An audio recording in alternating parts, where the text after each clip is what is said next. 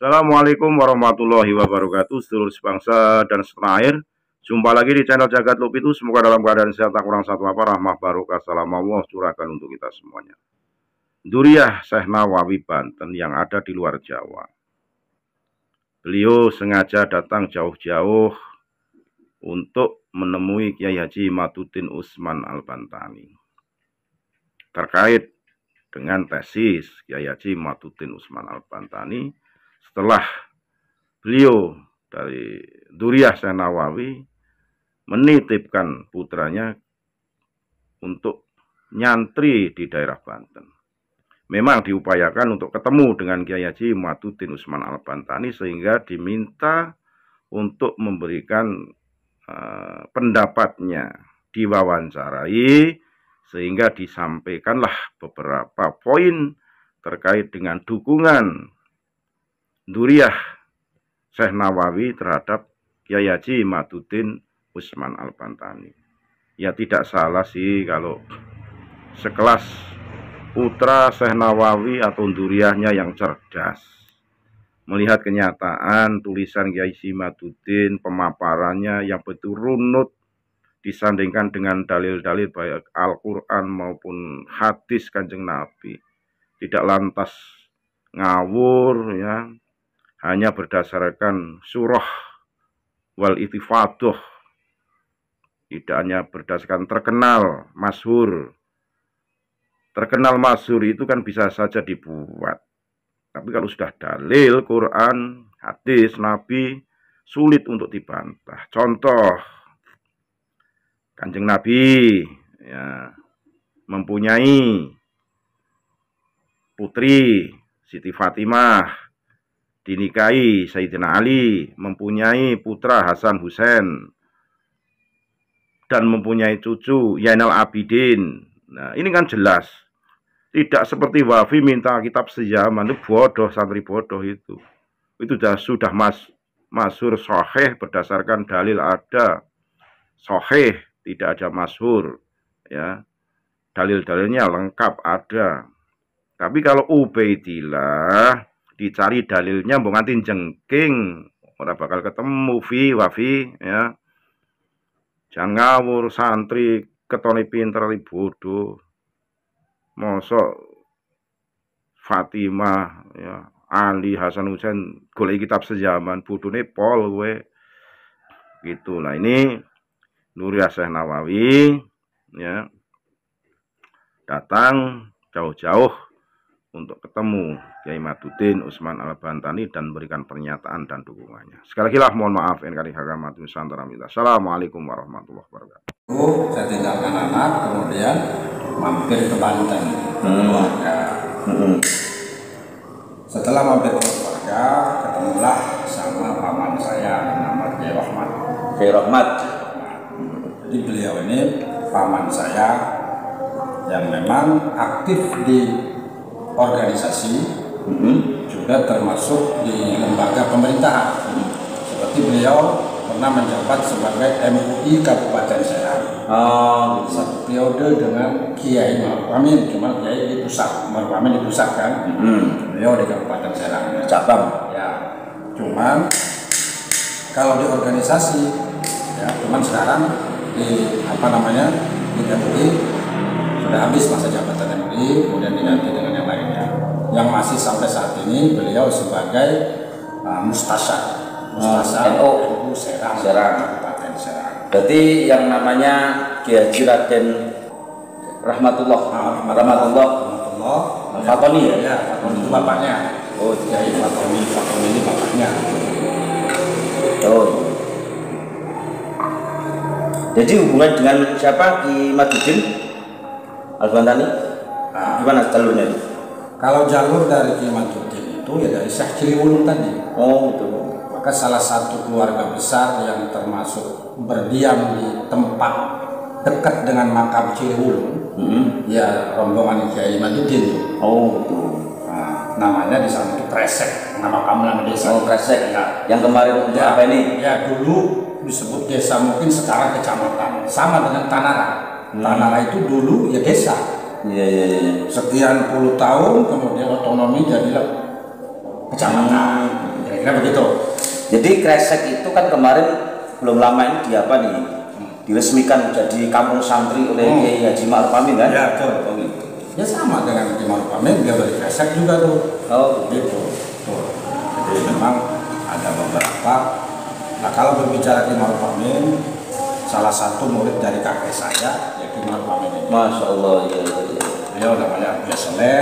Ya Soleh ya? Ya, Buya Soleh. Ya Soleh Tanara. Saya ingat betul ketika beliau masih pertama kali masuk partai PKB, Ma'ruf Amin ini, beliau sowan ke kakek saya karena beliau mengaku sebagai guru, minta doanya ketika itu mau nyalek DPRD Tangerang. Oh Tangerang. Kabupaten Tangerang pada saat itu masih Kabupaten Tangerang. Sekarang Tangerang sudah menjadi wali kota, kota besar, wali kota bukan bupati lagi. Zaman dulu Ki Ma'ruf Amin pertama nyalek itu Sowan ke gurunya Kiai Haji Soleh. Ya, Abuya Soleh. Tuh kalau Ki Ma'ruf Amin. Jadi Buya Soleh itu kakek. Oh, kakek. Saudara kakek. Insya Allah. Jadi saudaraku semuanya, beliau ini dari keturunan Buya Soleh ya. Ya. Buya Soleh itu gurunya Kiai Haji Ma'ruf Amin. Nah itu beliau ini Yai Khomeini itu bagus. Ayatullah Khomeini kebalik, mohon maaf ya. Beliau ini tuh bagus Khomeini. Astagfirullah kebalik-balik. Itu bagus Ayatullah Khomeini. Nah beliau itu cucu dari Abuya Soleh, gurunya Kiai Haji Ma'ruf Amin. Alhamdulillah berkah ternyata silaturahim saya kesini. Alhamdulillah.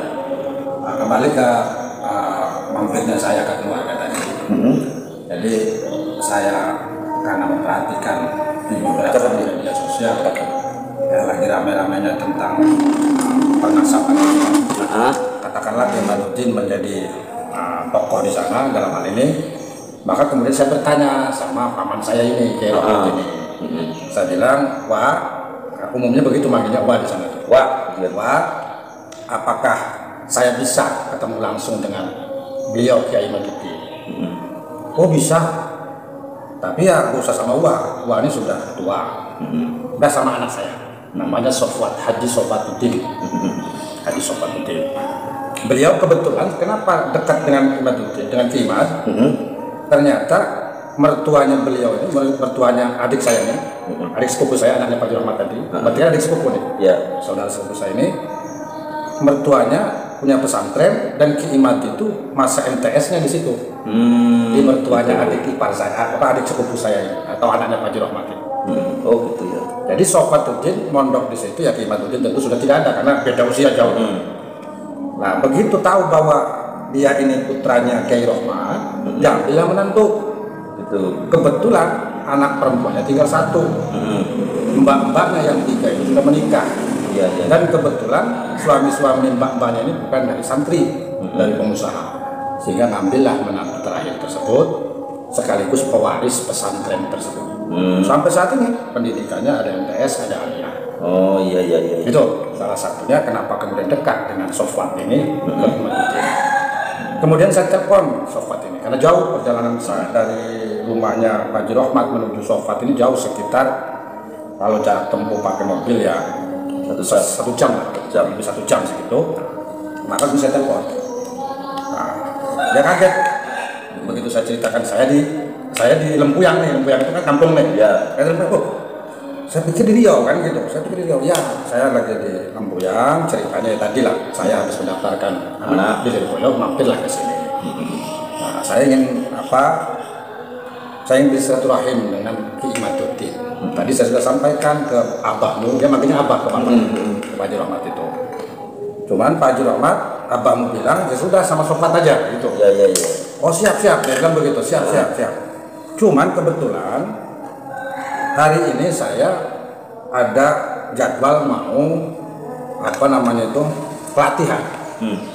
Jadi di Jakarta beliau dapat jadwal ikut pelatihan ke pesantren, ke pembinaan pesantren 3 hari. Jadi tepatnya waktu itu hari Senin, Selasa, Rabu. Jadi Rabu dia bilang udah selesai tuh. Paling sekitar habis doa saya udah sampai di rumah Rabu itu. Syukur-syukur kalau Ki Imaduddin ada di rumah, kita berangkat ke sana. Beliau bilang begitu. Oke, saya bilang sudah. Nah, setelah itu kita berjalan, dia pergi ke Jakarta kan, ikuti pelatihan. Nah, begitu hari Rabunya, dia telepon lagi. Ayo kami ini, ya makanya kakak mas. Iya. Ayo kak, kita berangkat ke sana. Saya baru telepon beliau kebetulan lagi ada di rumah. Iya, iya. Nah, begitu ke sana itu luar biasa, pengamanannya ketat sekali. Jelas ketat ya. Setiap sudut itu di pesantren-pesantrennya beliau ini pengamanan terus, pengamanan terus. Nah, akhirnya kita coba untuk ngantri karena tamunya pun banyak. Ngantri tuh.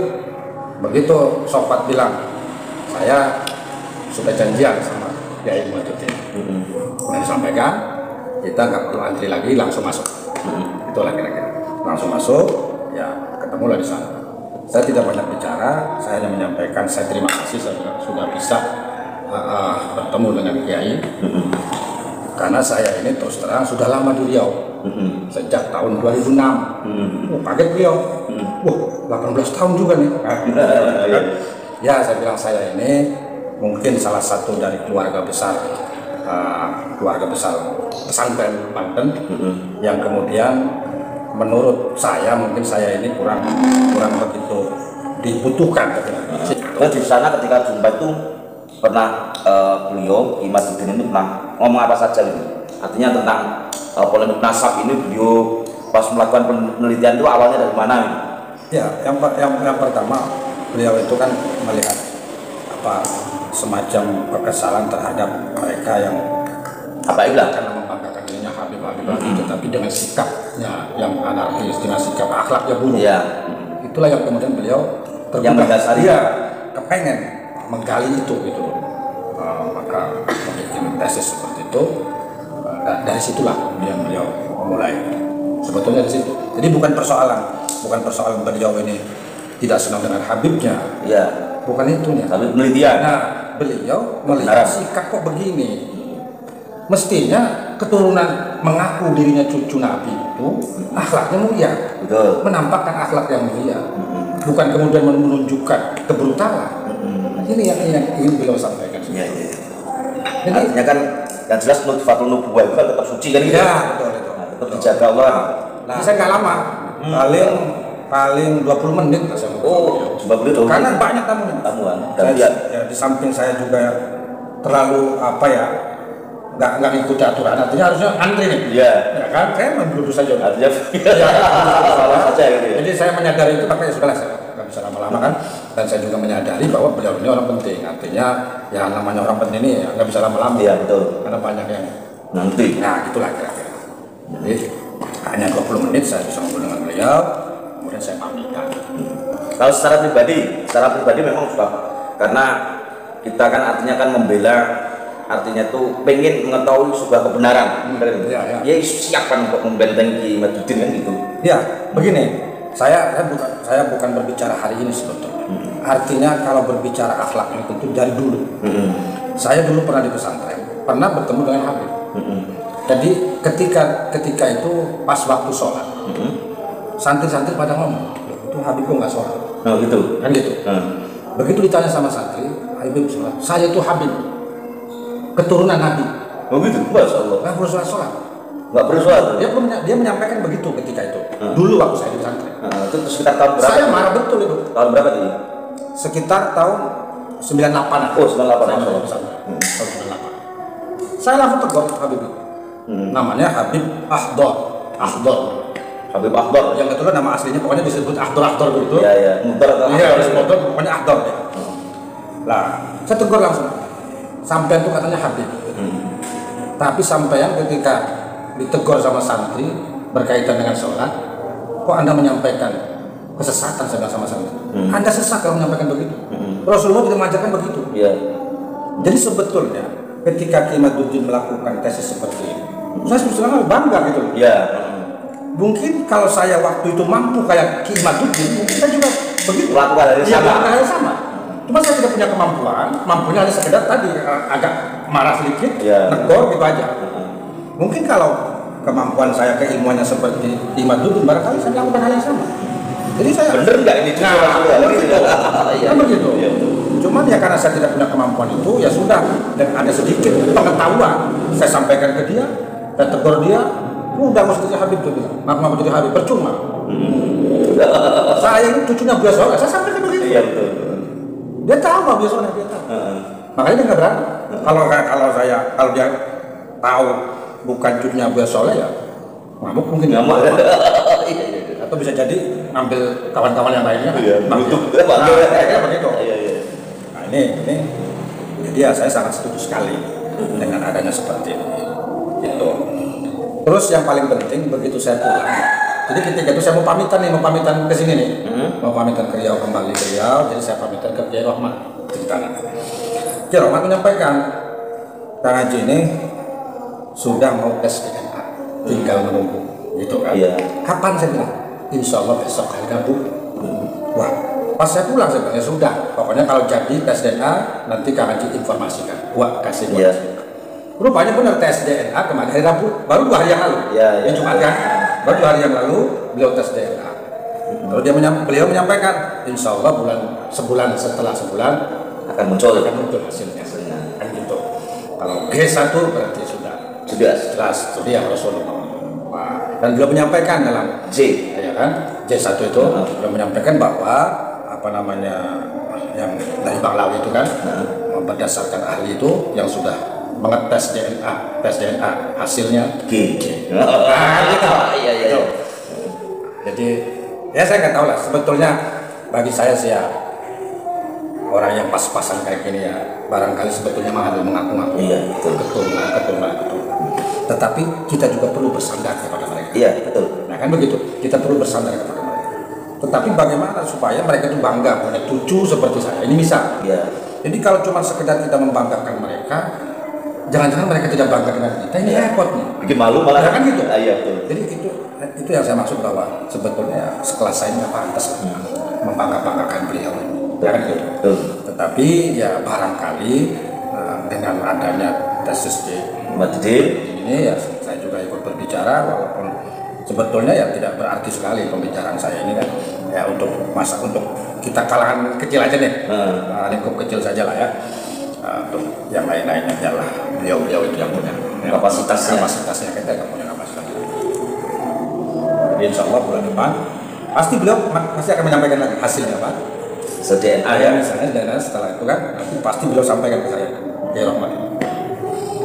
Ini masih aktif Kiai Rohmat sebagai Mustasyar PCN. Ya jangan disamakan PCNU Rokan Hulu dengan PCNU Banten. Iya betul. Kalau masih sekelas belum bisa baca kitab gundul dari PCNU dilemparin tai itu. Iya. Bedanya jauh. Pimpinan NU di Banten nggak bisa baca kitab gundul dilempari tai. Titik gitu. Gitu. Jadi jangan menganggap Pak Haji Rohmat itu kok cuma kelas PCN. Kelas PCN di Jawa, di Banten itu luar biasa. Gitu. Memang sudah kiai-kiai betul kan? Betul gitu loh. Nggak ecek-ecek. Ini beda dengan di sini nih. Ketua partai jadi ya kan? Kayak ini repot nih. Bupati jadi ketua RU. Iya. Betul. Kalau Banten tes dulu baca kitabnya. Gitu. Bener nggak dia? Bener nggak? Santri nggak? Santri nggak? Gitu. Itu juga penting. Di samping memang punya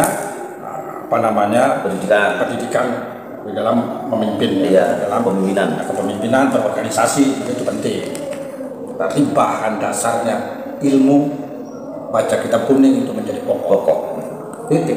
Nanti ketua NU harga mati. Nah enggak usah. Gitu nanti jangan-jangan ketua partai jadi baik gitu ya. Nah, kemudian saya ingin menyampaikan juga apa sih Kiai Rohmat ini? Kiai Rohmat ini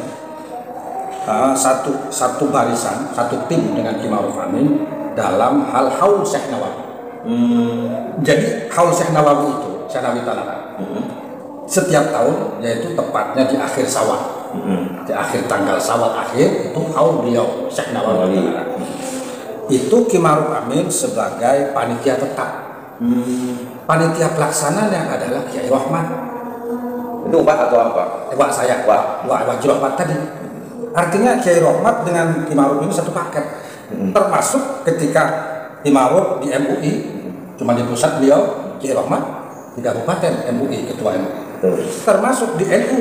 Beliau sebagai Ustaz Haji Ma'ruf Amin di pusat, Kiai Rahmat sebagai Ustaz di Tajaku, Serang, Kabupaten Serang.